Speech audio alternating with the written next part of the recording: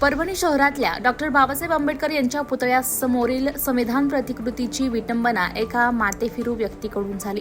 10 डिसेंबर रोजी सायंकाळी हा सगळा प्रकार उघडकीस आला। दगड मारून संविधान प्रतिकृती फोडण्यात आली आहे। मनोविकृत इसमास घटनास्थळी उपस्थित नागरिकांनी चांगला चोप देऊन पोलिसांच्या हवाली केले। या घटनेची माहिती आंबेडकरी जनतेला मिळाल्यानंतर डॉक्टर आंबेडकर पुतळा परिसरात रास्ता रोको करण्यात आलं। त्यानंतर जमावाने रेल रोको आणि काही ठिकाणी तुरळक दगडफेक केली। या प्रकरणानंतर जिल्ह्यात काही शहरात व्यापाऱ्यांनी बंद केला। या सर्व घडामोडीनंतर जिल्ह्यात शांतता निर्माण झालेली आहे। प्रभारी पोलीस अधीक्षक यशवंत काळे यांनी जिल्ह्यातील सर्व जनतेला शांतता पाळण्याचं आवाहन केले। आरोपीला कडक कारवाई करण्याचे आश्वासन दिले। उद्या 11 नोव्हेंबर रोजी परभणी जिल्हा बंदचं सुद्धा आवाहन आंबेडकरी चळवळीच्या वतीनं करण्यात आलंय।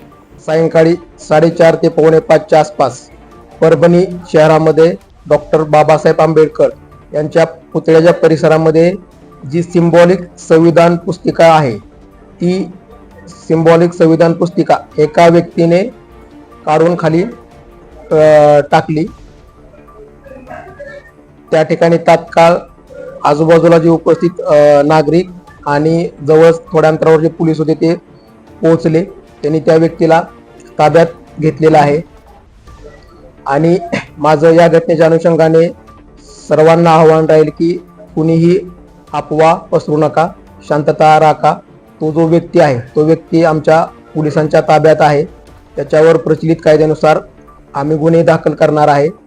आणि माननीय जिल्हाधिकारी सरांनी त्या ठिकाणी भेट दिलेली आहे आणि प्रशासनाच्या मार्फत ही सिंबॉलिक संविधान पुस्तिका जशी आहे तशी बसून देण्यात येणार आहे। तरी सर्वांना परत एकदा मी आवाहन करतो की शांतता राखावी आणि कोणतीही अफवा पसरू नका। धन्यवाद।